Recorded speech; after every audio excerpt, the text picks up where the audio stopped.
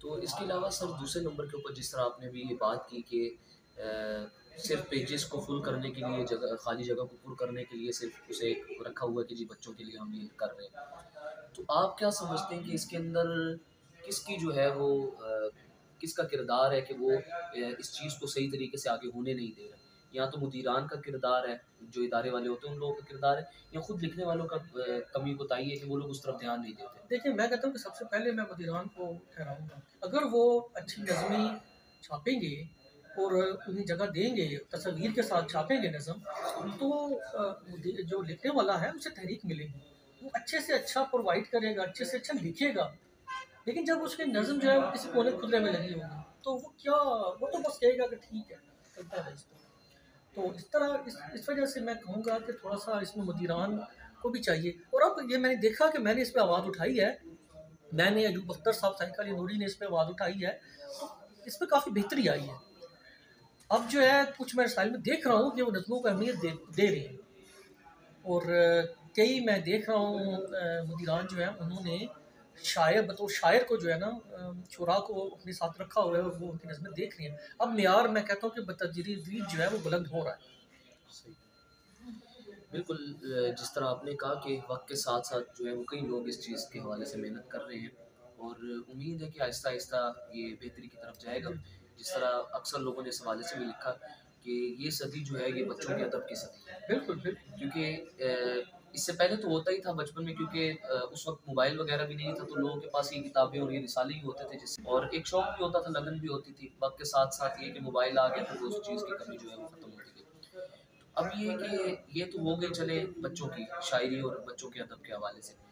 आप क्या समझते हैं कि बच्चों के अदब का बड़ों के अदब के ऊपर किस किस्म का तासुर है? मिसाल के तौर पर कि अब अक्सर लोग जो होते हैं वो बचपन से उन्हें किताबें पढ़ने का शौक होता है, लिखने का शौक होता है बचपन से, फिर आहिस्ता-आहिस्ता वो चीज़ जो है वो बढ़ती चली जाती है। एक लिखने की इब्तिदा जब आप करेंगे तो ज़ाहिर सबने लिखने की इब्तिदा जो की वो बच्चों के अदब से ही की। बहुत ज़्यादा शायर ऐसे हैं या अदीब ऐसे हैं कि जिन्होंने एक्सेप्शन तो हर जगह होती है, लेकिन ज़्यादातर जो है उन्होंने बच्चों की तहरीरें लिख के स्कूल में या कॉलेज में, तो जो है वो अदबी आलिया की तरफ आए।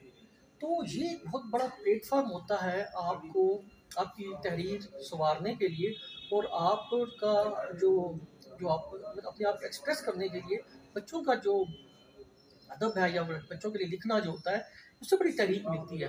तो मैं कहता हूँ कि हमने भी बच्चों का अदब शुरू में पढ़ा, बहुत पढ़ा, तो हमें पता चला कि लिखा कैसे जाता है। तो फिर हमने बड़ों की तहरीरें भी लिखी, अफ़साने भी लिखे या गज़लें लिखी या नज़्में लिखी। तो पहले हमने पढ़ा कि तहरीर होती क्या है? असातिज़ा से सीखा और फिर बहुत पढ़ा और उनसे पूछते रहे। तो हमें पता कि तहरीर क्या होती है, लिखा कैसे जाता है, अपने आप को एक्सप्रेस कैसे किया जाता है, कोई कहानी का प्लॉट कैसे बनाया जाता है। तो बिलाशुबा बच्चों का अदब जो है वो बड़ों के अदब का जो है के अदब के लिए रामवार करता है, इसमें कोई शक नहीं है।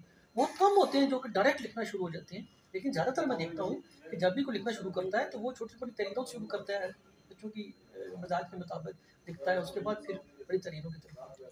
बिल्कुल और माशाल्लाह आपने बड़ा अच्छा और आपने सादा अल्फाज में बड़ा खूबसूरत जवाब दिया। तो मैं आपसे आखिर में एक बात पूछना चाहूँगा और आपसे एक पैगाम दिलवाना चाहूँगा कि आप हमारे अभी इस दौर के अंदर मौजूदा दौर के अंदर जितने भी नौजवान लिखने वाले हैं, चाहे वो बच्चों के हवाले से लिखते हैं या फिर बड़ों के हवाले से लिखते हैं, तो आप उन्हें क्या पैगाम देना चाहेंगे?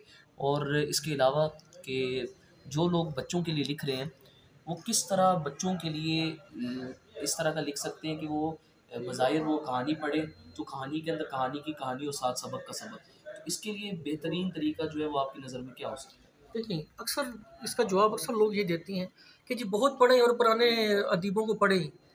ठीक है, पुराने अदीबों को पढ़ना चाहिए, लेकिन मैं कहता हूँ कि पुराने अदीबों को ज़रूर पढ़ें, लेकिन नए दौर के तकाज़ों को भी देखें। सही।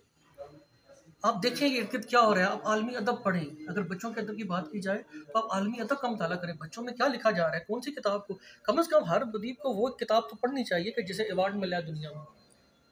जो नावल और दुनिया में दिया जाता है, अवार्ड मिलते बिल्कुल। हैं, वो तो किताबें लाज़मी पढ़नी चाहिए।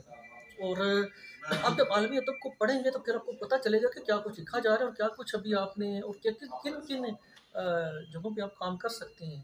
अपना अदब जो है आलमी मेयार पे लाने के लिए आपको पढ़ना पड़ेगा और मौजूदा दौर के तकाज़ों को देखना पड़ेगा।